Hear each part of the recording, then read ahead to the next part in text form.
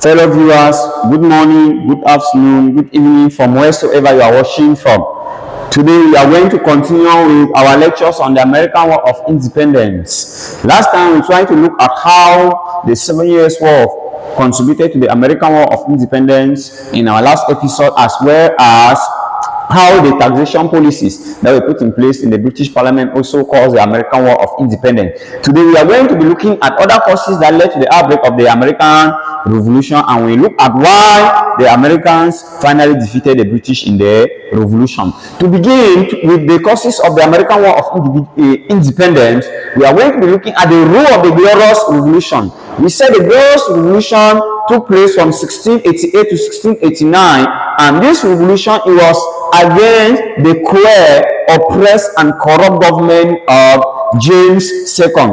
With this revolution that was intended to fight against bad leadership in England, it made the people of America to learn from it. They copied the example of the revolution in England, and when the colonial masters, the British, were not treating them very well, they were oppressing them, they were going crazy to them, they were taxing them high. The people in the 13 colonies therefore realized that if the people in England could fight against harsh government and overthrow the political system, therefore they should copy the example. And because of that, they copied the example of the English Revolution and championed their own war against their colonial master. The second cause to the American War of Independence, we talk about the tactlessness and absolutism of George III. King George III ruled England from the year 1760 to 1820. It was during his reign that the people of America fought against the British government. George III, though he did not begin the American Revolution, but he contributed in some ways to escalate this crisis that he met. When George III was leader of England, he firmly believed that the 13 colonies should be ruled with a firm hand, that they should use power to suppress the 13 colonies. George III was not in support of the 13 colonies. George III did not support the 13 colonies. King George III was supposed to arbitrate or to prevent his parliament and ministers from passing laws that will antagonize the English people, the American people. But King George III, since he felt that he was a constitutional monarch, he was below the parliament, that is, the parliament was above him, he did not see himself acting above parliament to ask parliament to be lenient to the 13 colonies. George III was not happy because he has to discover that in Massachusetts, the people of Massachusetts were training their own militia, a military. George III in 1774 accused Massachusetts as a rebellious state and even sent British soldiers to go and query the people of Massachusetts. George III again escalated the American Revolution by hiring Hessians. Hessians were soldiers that he hired them from the German island of Hesse to go and fight on behalf of Britain against the 13 colonies. George III hired these Hessians and to go and fight against Massachusetts. Above all, the most important thing that George III did, that was the nucleus of the revolution, was the fact that in July 1775, the 13 colonies issued what we call the Olive Branch petition to George III, asking for George III to arbitrate, to talk to the English Parliament so that the English Parliament could be lenient to the 13 colonies. But George III refused to take to the Olive Branch petition, and when he refused to accept the Olive Branch petition, it became a fallacious dream for the 13 colonies and America, for the 13 colonies and Britain to come together to continue to live as one. So the weaknesses of King George III, as I have enumerated, contributed to the outbreak of the American War of Independence. Welcome to Hype, your partner of professional excellence. At Hype, we offer above 23 different programs grouped under 3 schools: School of Business Management, Engineering, and Biomedical Sciences. We move again to another British leader who also contributed to the outbreak of the American War of Independence. We talk about the role of George Grenville. George Grenville was a minister of finance in Britain. He ruled from 1763 to 1765 as Minister of Finance. And when George Grenville came, he did various contributed through various ways to instead cause the American War of Independence. George Grenville came and believed that the 13 colonies had been liberated from the threat of France and Spain during the 7 Years' War thanks to the effort of Britain. And the money that the British incurred, the £130 million that Britain incurred in fighting against the 13 against Britain and against France and Spain, that the 13 colonies were to pay their own quota for the debt that the British incurred during the war. And as a result of that, George Grenville had to carry out some economic policies that helped to bring down the economy of the 13 colonies down. George Grenville came and increased the list of items that were to be shipped from the 13 colonies to Britain. He added more items on the list, that these particular items will only be shipped from the 13 colonies to Britain. George Grenville again, when he came, he has to lobby with the British Parliament to impose some taxes, some laws on the 13 colonies, like the Sugar Act and the Stamp Act, so as to be able to generate revenue from the 13 colonies to pay for the money that the British incurred during the 7 Years' War. George Grenville appointed taxation officers or transferred taxation officers that were supposed to be working in Britain to the 13 colonies to go and brutalize the people and collect taxes. George Grenville sent soldiers to the 13 colonies to go and check smuggling of goods into the 13 colonies, so that all goods in the 13 colonies make sure that they pay taxes. If found smuggling goods into the 13 colonies, we will go down for it. All these measures were put in place by the British Minister for Finance, George Grenville, so as to raise revenue that will compensate the British for the money they incurred during the 7 Years' War. His activities contributed to the outbreak of the war because the more he was becoming so hard in the economy of the 13 colonies, that is how the 13 colonies dissented him. They hated him, and with these policies, the only thing that they have to do was that they have to revolt against the British. Obtain an HND, bachelor's and master's degrees at Mentors Tomorrow Professionals for the national and international job market. For more information, visit our website www.scopecameroon.com or any of our campuses in Bonaberry, Douala. Higher Institute of Professional Excellence, HIPE, Gateway to Professional Excellence. Again, we talk about the hatred for British administrators as one of the reasons for the outbreak of the America of Independence. The British administrators that were sent to America in the 13 colonies like governors, they were so harsh to the local assemblies which were responsible for the payment of their salaries. The 13 colonies have local assemblies, and when the British governors came to the 13 colonies, they failed to respect the 13 colonies or the local assemblies. They brutalized the local assemblies. They even disorganized the conferences of the local assemblies. And with the lack of respect to the local assemblies that were in charge of their salaries, the 13 colonies took it upon themselves that the only thing that they have to do was to revolt against the British administrators, and revolting against the British administrators was already against the British government as such, the American War of Independence. Again, number 5, we move up to the role of philosophers. Philosophers also contributed to the American War of Independence. We have philosophers in Britain who hated the fact that Britain was ruling the 13 colonies. These philosophers were not happy to see Britain continue with its domination over the 13 colonies. They have accused the British of maltreating the 13 colonies. We talk about Thomas Paine. Thomas Paine was a British philosopher who published a book called Common Sense. In his Common Sense, that was published in 1776, Thomas Paine critically emphasized that anything that was reasonable that could not work reasonable need to be separated. Thomas Paine accused the British government of maltreating the 13 colonies. In his book, Thomas Paine accused King George III as a royal brute to the British government.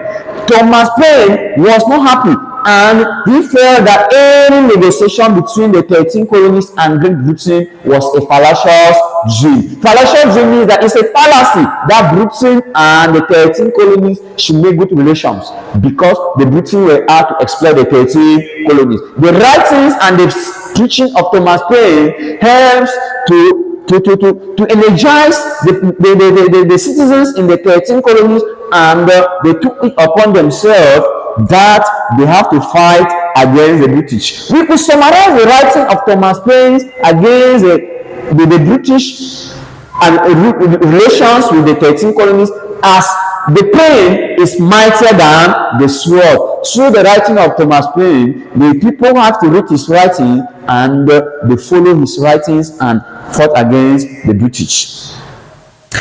We move on to the growth of American nationalism. That was another reason why the American 13 colonies fought against Britain.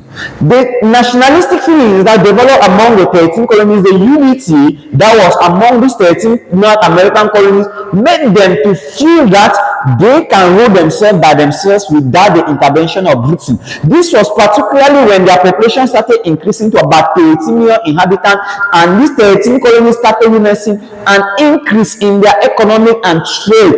There was a growth in their trade, thereby making their economies to prosper. With the prosperity that they were witnessing in their economy, they came to realize that they can rule themselves without the intervention of Britain, so they no longer need the British to rule them, and as such they have to fight against the British to send the British out of America so as to gain their independence. We talk about the role of secret clubs or organization in America. These secret clubs or organizations were formed by some members in America or by some American citizens like Samuel Adams and John Hancock.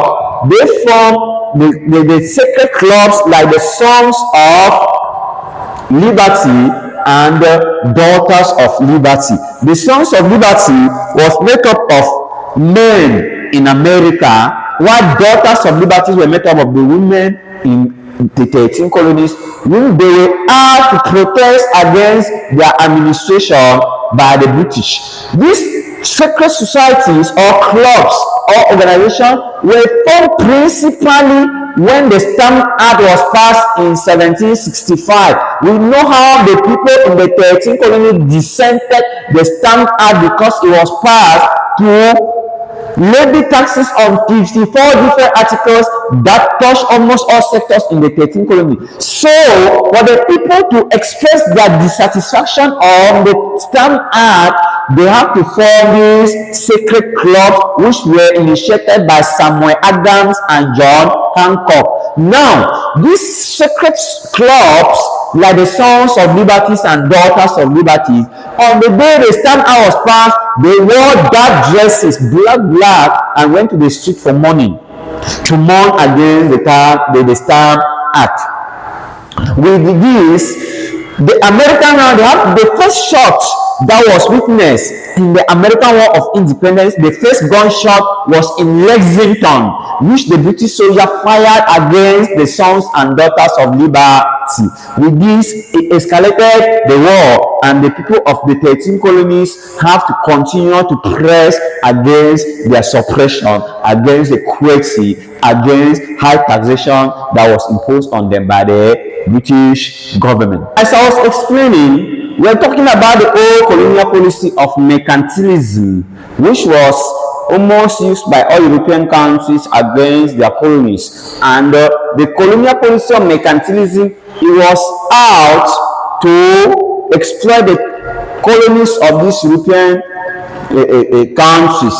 The purpose of the colonial policy of mercantilism that Britain used against the 13 colonies was that according to this colony or this policy, the British make it clear that the 13 colonies, they were to supply them some particular important product like cotton, sugar, minerals,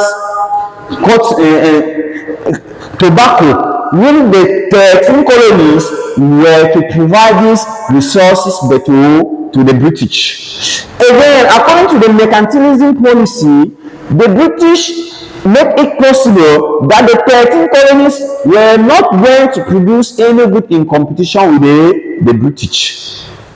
Again, they have made it clear that goods that will leave other countries to enter the 13 colonies, they have to pass through Britain for Britain to tax these goods before they go now enter the 13 colonies. And the 13 colonies, they have to buy them from the British. So this colonial policy of mercantilism, it was a setback, was a problem to the economy of the 13 colonies with its hard policies.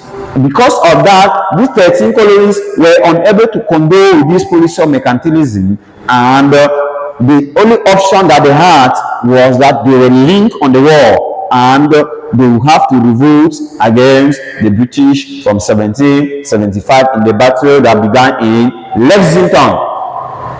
Again, we talk about the next point. We talk about differences between the colonies and Britain. Britain and the 13 colonies, they have differences, political differences, economic differences, and social differences, that these differences could not enable them to cohabit. For example, the British society was autocratic, aristocratic, and old society, while in the 13 colonies, they were egalitarian in nature, they were democratic, they were new, they were a virgin land, and in the domain of religion, most of the British, they were Anglicans, while the people in the 13 colonies were Puritans that flee from England to the 13 colonies. Economically, the 13 colonies, they were mostly involved in agriculture, fishing, while Britain was involved in industry. So these political, economic, and social differences that existed between the British and the 13 colonies make it difficult for the two of them to cohabit together. And when they could not cohabit because they have differences, the 13 colonies only discover that they have to chase the British out of their homeland, and by so doing, they have to revolt in what we call the American War of Independence. Lastly, we talk about diverse views on empire, the diverse views on empires. The people in the 13 colonies, they never see themselves to form an empire because all the 13 colonies, they have local assemblies that were in charge of their affairs, their local affairs. There was no supreme authority in the 13 colonies. But the British believed in an empire where the parliament was the overall administrator, and so the British parliament wanted to extend its overlordship over the 13 colonies, that the 13 colonies do not believe in the idea of an empire, but rather they believe that the local assemblies should be in charge of their affairs, while the British believe that their parliament, which is overall, should be above the 13 colonies. And because of these differences between the 13 colonies and Great Britain, they could not cohabit together. And what happened was that there was the American War of Independence that was launched against the British by the 13 colonies. Those are some of the reasons why the 13 colonies fought against the British in the American War of Independence. We have looked at how the 7 Years' War contributed to the American of Independence in our previous episode. If you have not seen it, you go back and look at it, and even the episode on how the taxation policies contributed to the American War of Independence. Because as a candidate writing about slavery history, they can give a question: no taxation without representation, in quotes. How apt is this description in relation to American War of Independence. In the first part of the question, you will be explaining on how the various taxation policies or the taxes that were passed in the British Parliament against the 13 colonies contributed to the American War of Independence. And in your MP2, you are going to align some of these causes and develop them to form your MP2, because not only taxation policies contributed to the American War of Independence, but there were other factors. Same again as another question can be asked, that to what extent did the 7 Years' War of 1756 to 1763 contributed to the American War of Independence? In this respect, you explain, you outline how the 7 Years' War has contributed to the American War of Independence in your MP1, and in the MP2 you elaborate some of these causes that contributed to the American War of Independence. I still emphasize for those who have not watched the previous episode on the on how the 7 Years' War was responsible for the American Revolution, as well as how taxation policies facilitated the war. Go back and follow it. Thank you so much for watching Sir Encheron on Benjamin Academy. I'll be coming back again for another episode on why the British were defeated in the American War of Independence.